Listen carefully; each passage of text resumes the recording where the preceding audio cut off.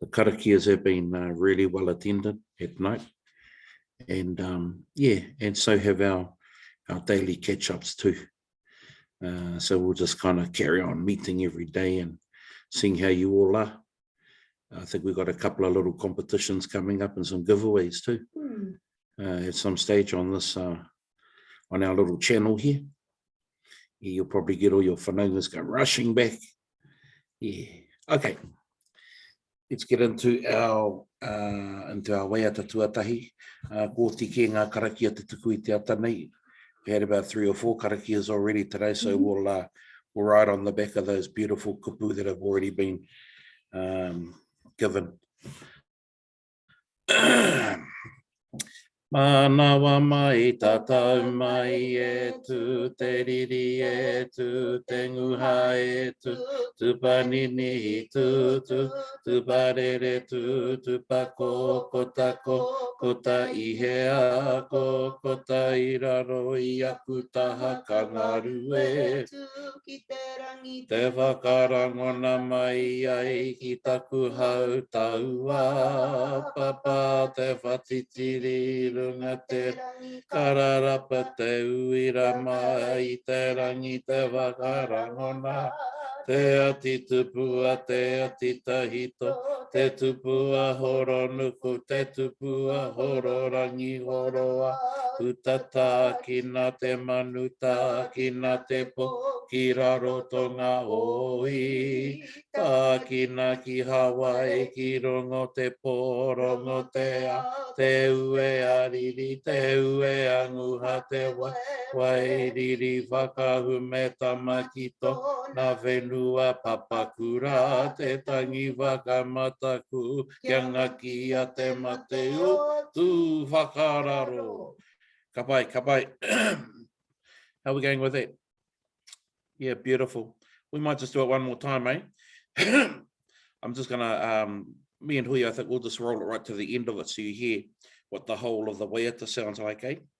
We'll just roll it right to the end and then that'll be us. We'll switch into our next item for this hour. So yeah, we'll just roll through. There's another 2 pages. You heard about the other 2 pages. We may as well give you a little bit of a listen, eh? As to what those other 2 pages are. So if you want to get your phone ready to record, you can do that in a minute. And we'll kick this off in about 5 seconds, eh? We're going to go through the whole of the karakia, te karakia whakatau. But can you hear us well? Yeah. You getting much lag, Bernadette? Any lag there? No lag? Beautiful, eh? Clear. Love it. Okay, we'll attempt to do the entire karakia.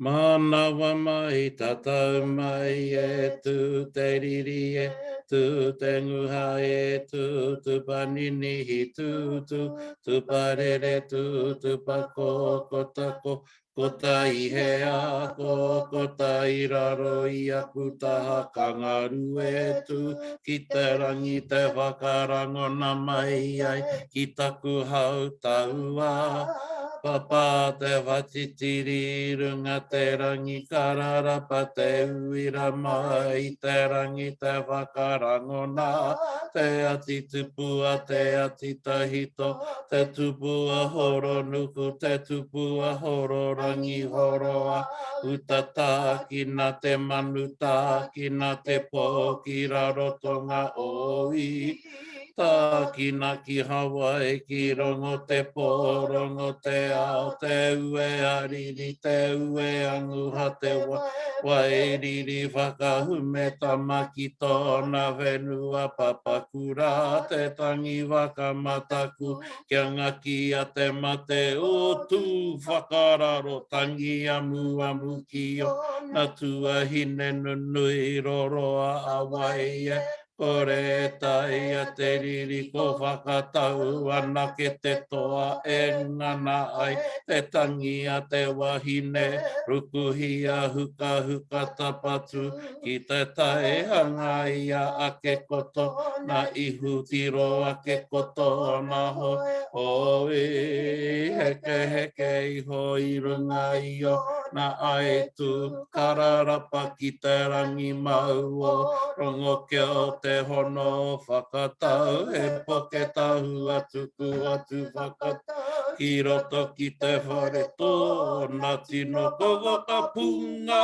were were tu tarawa nanga te toa i tai nei he toa herere he ngaro ki roto te mati tēnei a hau e tupu a te niho i te po o te whare whakatau hiki ti ato tu ana i waho me he kahui manu te rākau a whakatau he mumu he a whatai pēnei tai whēne ke whanau a oi kua mākau e te ngakinga o te toto te ira mutu o tu te kahunau mai e waha i taku tua ka whanu tāua ki tō matua manawa i tauria e pakawharakariro i a koena te horo ora kai nui e tūnei e noho nei aua i te riri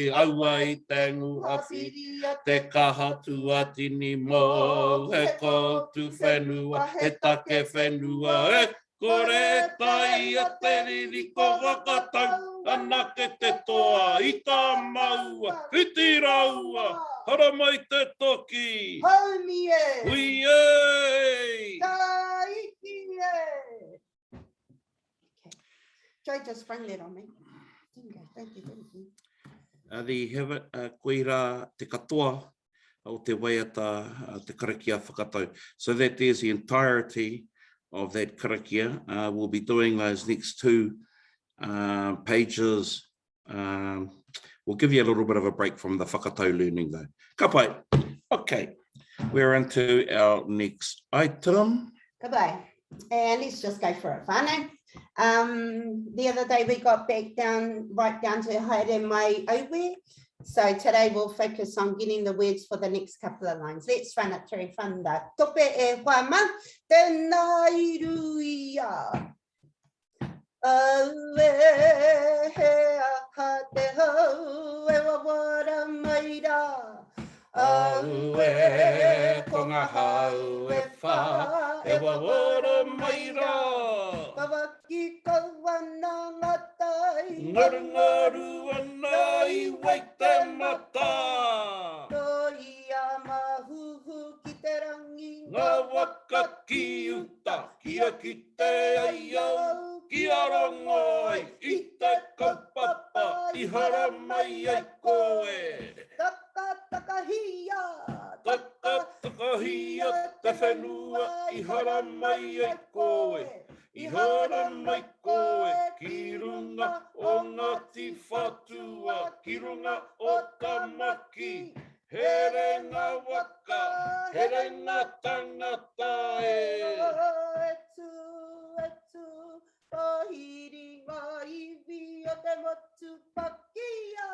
Ai aha te rā. Haere mai. Ai haere mai aue. Haere mai. Ai haere mai aue. Ka pai. We'll go from the top to there again. E hoa. And then we will carry on with tūnoa and onto tuku tuku te rangi. Ka pai. Tēnā iruia. Hoi. Aue he aha te hau e wawara maira.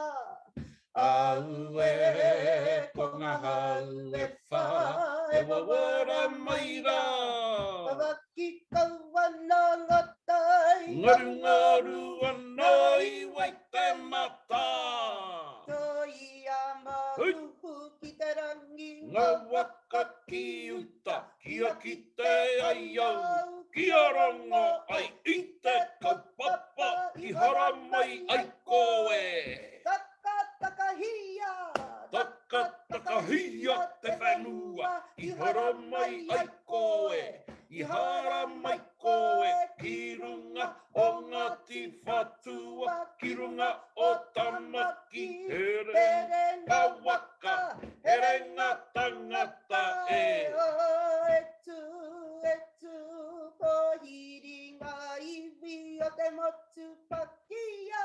Ai ahatera. Ai haere mai aue. Ai haere mai aue. Tunoa, ngā maunga kōrero o te iwi kuangaro. Ka pai? Ano? Haere mai aue tunoa, ngā maunga kōrero o te iwi kuangaro. Haere mai aue tunoa, ngā maunga kōrero o te iwi kuangaro. Haere mai aue tunoa, ngā maunga kōrero o te iwi kuangaro. Haere mai aue tunoa, ngā maunga kōrero o te iwi kuangaro. Tuku tuku I te rangi, tukua ki te whenua. Ka pai? Tuku tuku I te rangi, Tukua ki te whenua. Ka pai?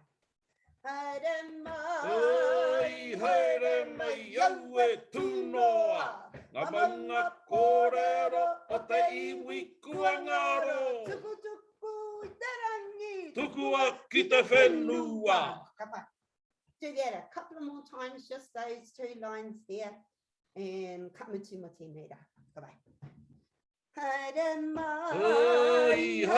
mai aue tunoa, ngā maunga kōrero o te iwi kuangaro. Tuku tuku I te rangi. Tukua ki te whenua. Ka pai? Haere mai aue tunoa, ngā maunga kōrero o te iwi kuangaro. Tuku tuku I te rangi. Tukua ki te whenua. Ka pai? Alrighty, we'll run those 2 lines once more, and then from the top to the air, and every day we'll just keep moving forward.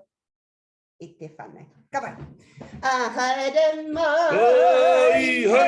mai aue tunoa, ngā maunga kōrero o te iwi kuangaro. Tuku tuku I te rangi. Tukua ki te whenua. Ka pai? Tēnā I ruia. Mai te tope. Aue aha te hau e wawara mai rā. Aue ko ngā hau e whā e wawara mai rā. Kawaki kawana ngatai. Ngaru ana I wai te mata. Toi Ahurei ki te rangi. Ngā waka ki uta, kia ki te ai au, kia rongo ai I te kaupapa, I hara mai ai koe. Takahia te whenua, I hara mai ai koe. I hara mai koe, ki runga o ngati whatua, ki runga o tamaki. he renga waka, he renga tangata e. Etu, pohiri ngā iwi o te motu pakia. Ai ahatera. Haere mai. Ai haere mai aue. Haere mai aue tunoa, ngā maunga kōrero o te iwi kuangaro. Tuku tuku I te rangi. Tukua ki te whenua. Ka pai? Tēnei ringa, whakatūtō ringa. Lift your right hand and your left hand. Have them face each other. And paki paki. We are at least 3/4 of the way through E Huama. It's not going to be long before the end of this week. We will have this pohiri down. Ngā mihi nui. Ka pai. Arawe, I'm just wondering what we might do now is we'll just take a little bit of a break and we're going to have a historic kōrero, then I'm going to throw it over to Piripi to take us through a little segment after our kōrero. Today's kōrero e tō tanga tēnei kōrero, ei kōrero tia I tētahi pō I te rawiki. This is a recap. So when we go through kōrero on the karakia, what we do is we like to recap them here, and then you never know, they might come up in cahoots. Hey, ka pai. Nā reira. Now this kōrero is about our Hawaii whakapapa. And so we start with a lady, a tupua, a being. She's a heavenly goddess. Her name is Whaititiri, sometimes known as Whaitiri. Ka pai? So we heard that whole saying, hiko hiko te wira, papa te whaititiri. So we've got all these kind of, so she's this heavenly maiden, Whaititiri. Now, she's hanging around up in the heavens here, looking for a tāne for her. And she hears about this dude called katakata. Now, Whaititiri, yeah, she happens to like human flesh for kai. She's a kaitangata. So when she hears about a dude called kaitangata, she goes, oh, wow, what a guy. I need to meet this fella. He's right up my alleyway. So anyway, she hooks up with kaitangata. And, you know, as do with all relationships, you get through the initial, you know, going out and dating and all that. But then she got to know him and I was like, this fella isn't even a kaitangata. He's not into eating flesh. And so she kind of got a bit miffed with him and she goes, nah, get you, you're out of here. Yeah, you're out. No, go away. So that was that. She was done with kaitangata because he wasn't a kaitangata. Anyway, our goddess here, Whaitiri, she really wanted mokopuna that were really quite godly too. And, you know, her and kaitangata did end up having a couple of kids. And one of them's Hema. Okay, so they have their son Hema. And Hema marries a lady, Urutonga.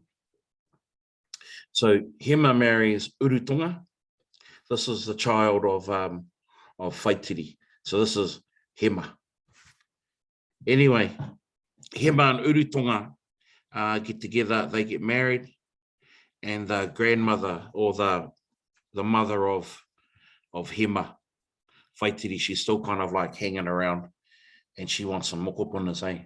And so rather than leaving it to Hema to do his work, she gets involved and gives these powers to her daughter-in-law, to Urutonga. So she zaps her and Urutonga becomes hapu. And so she has these kids. One of them is Tāwhaki and the other one is Kārihi, the brother. Eh? So that's Kārihi and Tāwhaki. So they've pretty much got the powers. Eh? Well, Tāwhaki does, we know that Tāwhaki is born a very special child because his mother got zapped by Whaitiri. Yeah, ka pai. Can I see you do your magic lightning zapping, kind of like, bzzz, come on, flick me up a bit of a, yeah. Yeah, so that's Whaitiri, eh? And so she zaps her daughter-in-law, Urutonga, and the daughter-in-law gets, you know, hapu and has these special children. So let's focus on Tāwhaki. Tāwhaki gets a bit older and he says to his brother, hey, I want to go up to the heavens, up to this Te Toi Ahurei. Te Toi Ahurei is meant to be the highest heaven. You know, in Ngāti Whātua kōrero, we only have 10. And we like to keep things nice and simple. Other we got 12, but we got 10. So he wanted to go to the 10th heaven, up to the Toi Ahurei. Weren't there only 10 then? Nah, some have got 12. Oh, but like, he huarahi rerekepa? Oh, he kōrero anō tēnā. Yeah. So Tāwhaki wants to go up to Te Toi Ahurei to gain more knowledge. He wants to go up there to gain more knowledge. And so in order to get there, him and his brother have to go and catch up with their grandmother. By this time, she's become quite old, you know, and she's blind, can't see anything. And Whaitiri, she's the guardian of the, you know, of the vines, the gateway that goes up to the heavens, you know. And so they go and ask her, oh, we want to get up to the Toi Ahurei. And she says, oh, me noho kaurua ki taku taha mo te pōnei. You two better stay with me tonight, eh? And they're going, oh, looking at each other like, isn't she a kai tangata? You know, they were really quite, you know, quite concerned and anxious, eh? You know, their grandmother's a bit of a flesh eater. So anyway, Tāwhaki has an idea. They grab some paua shell eyes, and while they're in the whare that night, they chuck the paua shells over their eyes to make it look like their eyes are open. Yeah, not closed, they're kind of like that. Hey. And so the grandmother thinks that they're awake, and so the grandmother can't eat them. Anyway, the next day, Whaitiri agrees to take them to the gateway up, and she takes them to the place where all of these vines are growing. Hey, ngā aka. Yeah, aka, that's a vine. And there's only one vine out of these various vines. E tai ai te tangata ki runga rā ki te Toi Ahurei. There's only one vine that will actually carry you up, and that's the one that's secured firmly, top and bottom. There's no flapping away or carrying on like that. You're on that vine, boom, you're going straight to the top. So anyway, the brother Karihi jumps on a vine, and he's up there, climbing away. He gets about 1.5 kilometers up in the sky. The winds pick up, boom. He's thrown off his vine, kataka, kamate. He falls and he dies at the bottom. Tāwhaki, meanwhile, he's on the other vine.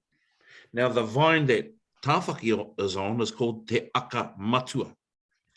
Te Aka Matua, the main vine, whereas his brother, Karihi, he was on Te Aka Taiapa. Yeah, no good than Ngaka Taiapa. It's waving around in the wind. But the Aka Matua, that was the good one, and it was strong, and it was reliable, and it was dependable. So that was how Tāwhaki got right to the top, ki te Toi Ahurei, and that's where he received, no, not a can of baked beans, he got the 3 kete, which are referred to as te kete ururu tau, ururu matua, and ururu tawhito. So it's a bit of a different variation on the Tāne story, eh? And so Tāne gets the 3 kete aro nui tuauri tuatea, but Tāwhaki, our tupuna, he gets ururu matua, ururu tau, and ururu tawhito. And that there is the end of my little kōrero about our tupuna, about Tāwhaki today. Ka pai? Ia kia mau ki ngā kōrero, eh? Mo te tūpono ka ara anō I roto I te patapātai. Yeah, who knows, it might come up on the kahoots. Okay, we're going to pass it over to Piripi now. Piripi's just going to have us a little run through the haka with the kids and whatever else he wants to take us through as well. Kaya koe, Piripi. Tēnā koe, Uncle, ngā mihi nui ki o kōrero. E tika ana kei mau ki te aka taipa, kia mau ki te aka matua. Nō reira, tēnā koe, Uncle. Ka pai, e tas whānau. Ko te pūru. Hara mai, tiki nā o rākau. Oh, better be careful we don't hit each other. Hara mai, bai. Give me one. Hautala. Can you see us? Ka mai. Tara mai. Ane. Tanai parahia. Ko te pūru. That's all right. Stay there. Have a snooze.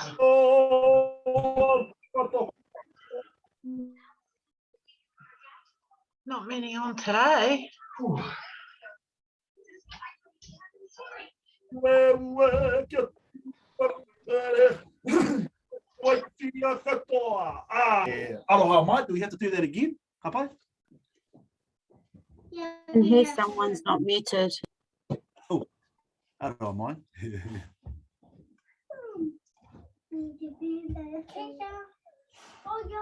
Oh, he ope taua.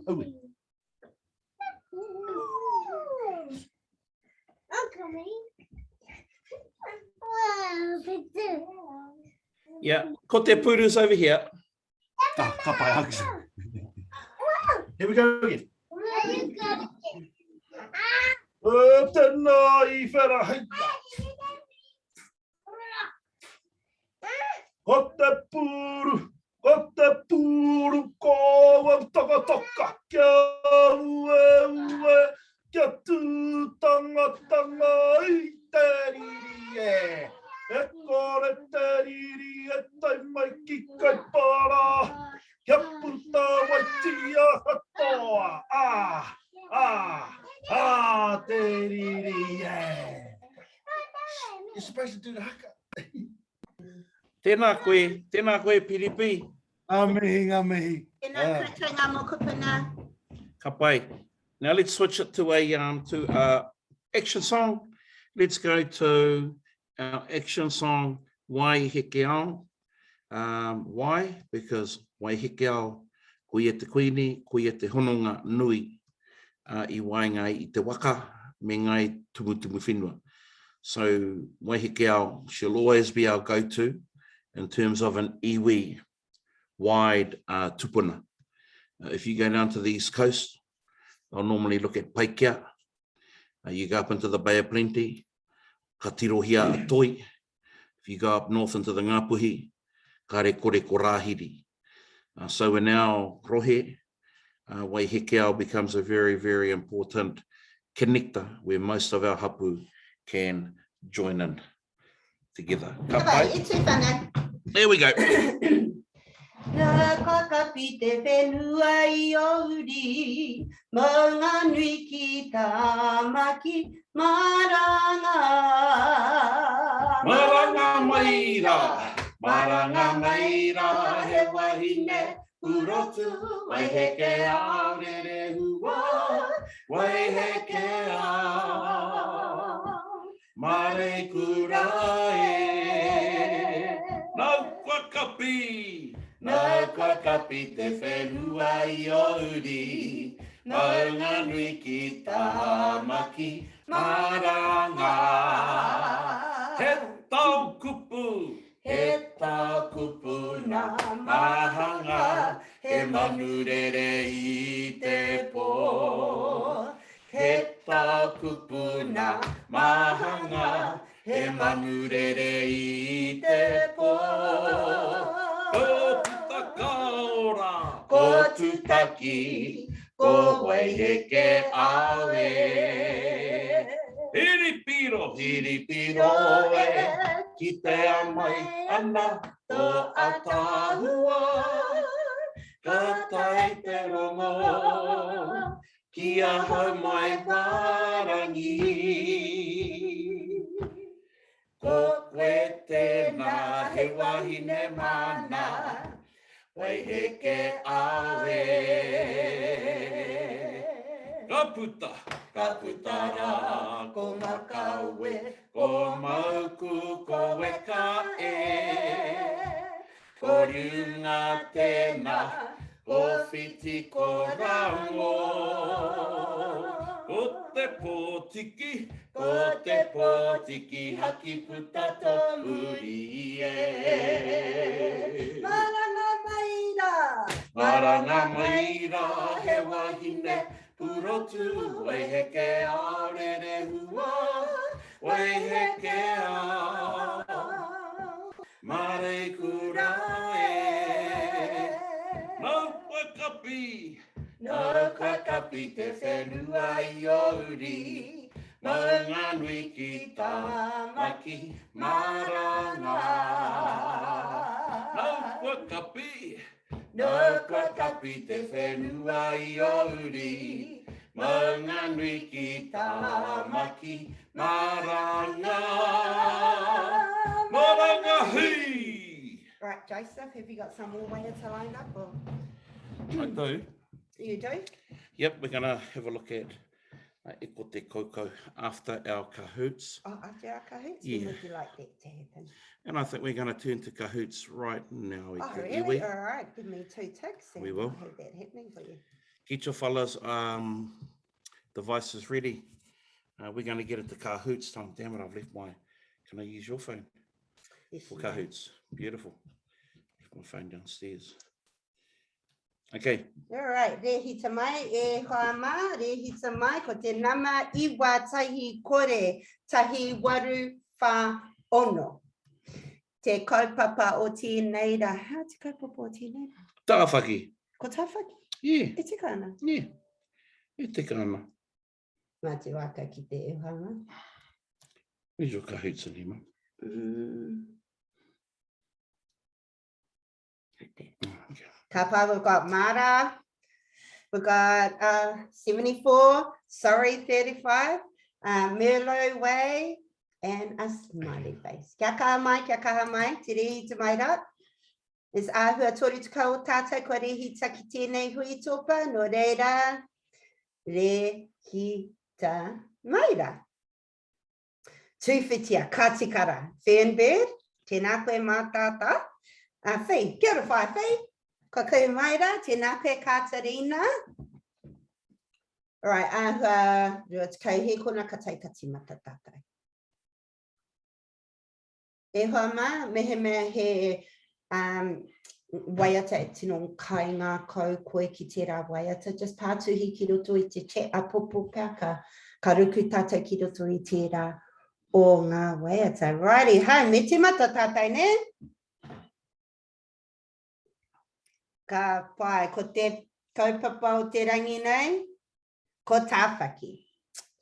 Alrighty, pātai tuatahi, ko wai te tupuna whaia o tāwhaki. Who was Tāwhaki's grandmother? Was it Whātonga? Was it Uira? Was it Whaititiri? Or was it Urutonga? Ko wai te tupuna whaia o Tāwhaki.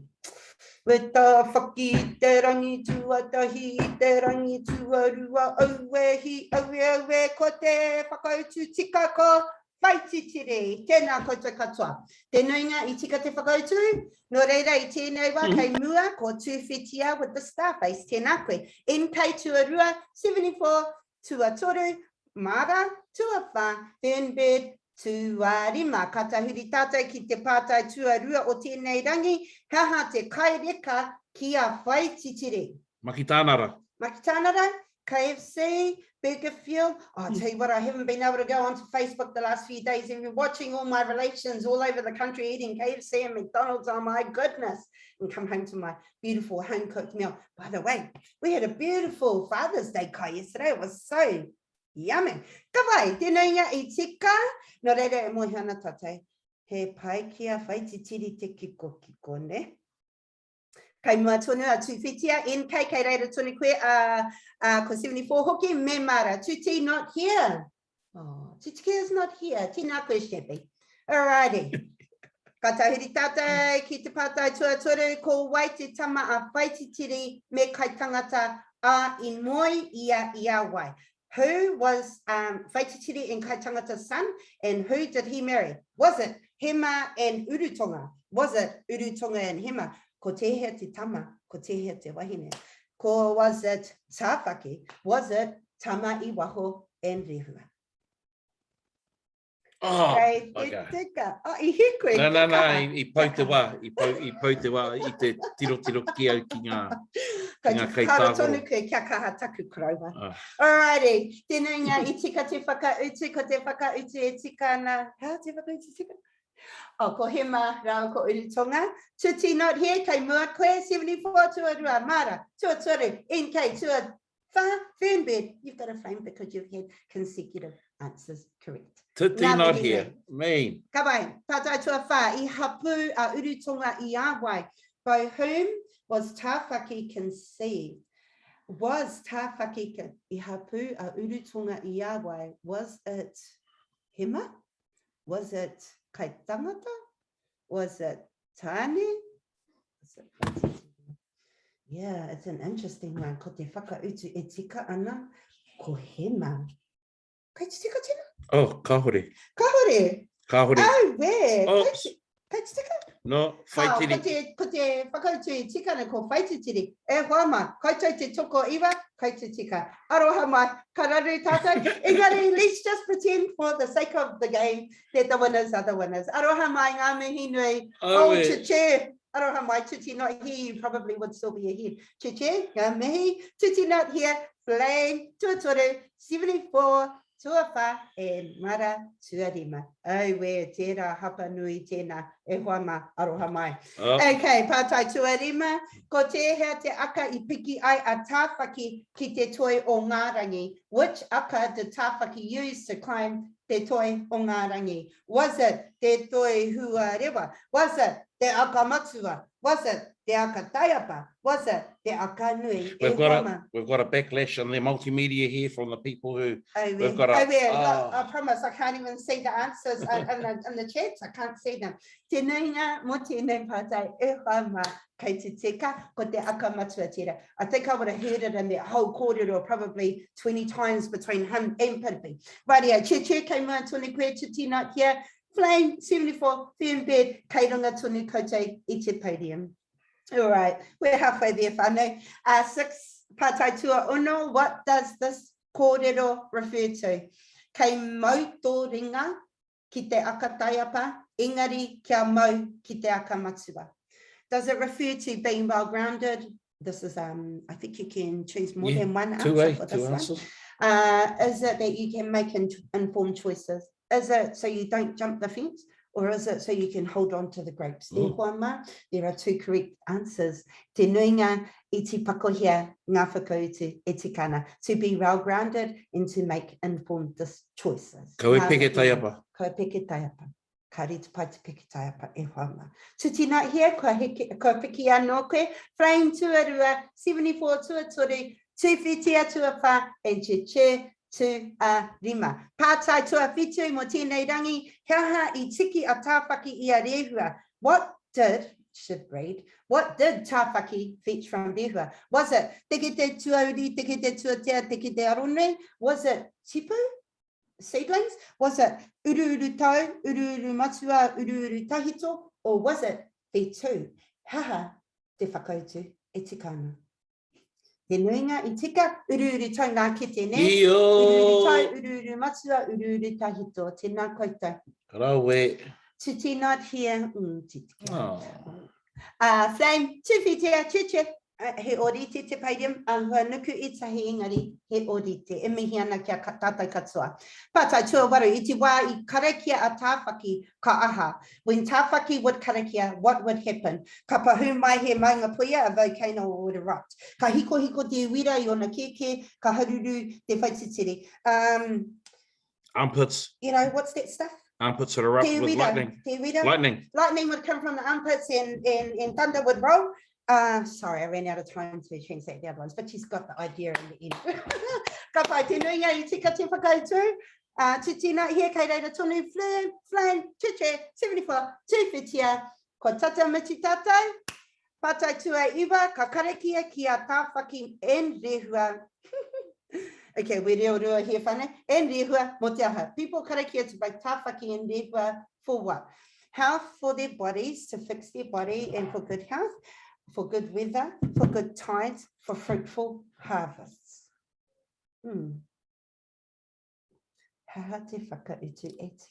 Good lotto, what numbers? Health for their body, to fix their body, and for good health. Ngā mihi nui. Ko hoki mai koe ki te podium, tuti not here, tuatahi tonu, flame, 74, che. Ngā mihi nui, 2 questions to go e hoa ma. Haha tēnei rā o te maramataka. What day is it today in the maramataka? Is it o tāne? Is it o rongo? Is it Māori? Is it mutu whenua? Quick, Google it. You've got 8 seconds. 7 and counting. Haha tēnei rā o te maramataka. Ture hi kona e toi ana. No pressure e hoa ma. Ko te whakautu e tikana, ko mutu whenua. Kari koe. I kore No, kau no, te manawataka ka o hore. tēnā. Ai, we. Nā, me mōhio rātou, me Me mōhio te moho? iwi. Wa kia kaha mai tātai kurs. Kua nuku te podium. Kei Flame, kei Murtiti not here, Tuarua 74, Tua Tore, Whenbe, Tua Wha, in kei. Nau mai koe ki te podium, e wha. Alrighty. Well, kia kaha kia tātai, because ko te pātai whakamutinga e hāngai tonu ana ki te maramataka anō. Tēnei rā, ko te muti whenua, tēnei rā, ne? No reira haha, etahi mahi pai mo tēnei rangi. Te whakaoti mahi, te aro ki ngā karakia whakapapa hoki, aro ki a koe anō, tīmata he mahi hau. E toru ngā whakautu e tika ana e wha ma. Oh, Whakaoti ngā mahi ko tīmata. Koira te tahi mahi mo te rangi nei e wha ma. Ako karakia, whakapapa hoki ngā pūrākau, ngā kōrero ōnehe, me te aro kia koe anō, haha me pai ake ki roto i a koe, haha ngā mahi mōu, kei mui te aro, haha ngā mahi ko oti i a koe, haha ngā painga, ngā mea me pakari anō. Hey, ki reiki, right, and ko wai, kei runga, i tēnei rangi, 74, tua turu mai, ko mai te pakipake, sa tēnā tia, tua rua, ko te tangata, kei mua, i te ororo, ko Flame. All righty. We must reveal ourselves in that order. Can we please have 74? Ko waia 74. ko waia 74. Tēnā koe powe, ngā mihi nui, ko waiata, ko Shebi. Tēnā koe Shebi, ngā mihi nui. And ko wai te Flame la. By fluke, me, Shakila. He, ko Wow. tēnā, kore kai he Flip, ki roto rā, darling, I know you work hard. Alrighty, ngā mihi nui kia koutou, ka whakahuki a te rākau kia Joe, ngā mihi nui. Ka pai. Hey, good to see that Taru's joined us. Kei konei tonu a Taru mai. I just saw her on here, but oh, there's Taru. Hey, awesome Taru. We're gonna just hand it over to Taru. And I think we were going to bring in tēnei au ko te uri o manu. Ka pai. So we're just going to bring in this.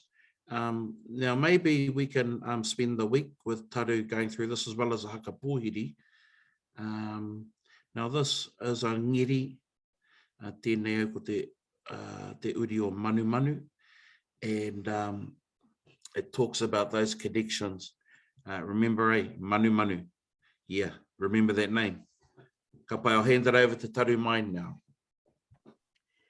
Tēnā tātou i te whānau, e toi tonu ana ngā mihi kia korua uncle, auntie, a koe hoki piripi, mō koutou i whakaora, i whakaore, i te iwi nei ki ngā waiata, ki ngā haka.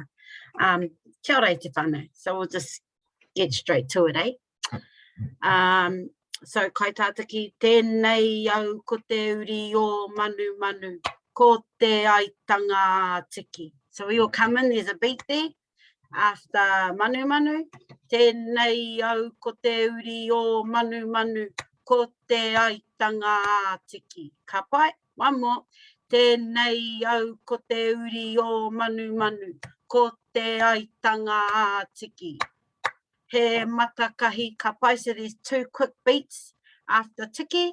Ko te aitanga tiki. He matakahi ka pai, so you're going to have to do your own beat. So it's ko te aitanga tiki. He matakahi, he manuka, he kahika. Ka pai, easy, eh? So we'll go from the top. Tēnei au ko te uri o manu, ko te aitanga tiki. He matakahi, he manuka, he kahika. Cool? It's a bit tricky. He matakahi, he manuka, he kahika. So your beat is on the 2 hairs and then it comes in on the ka.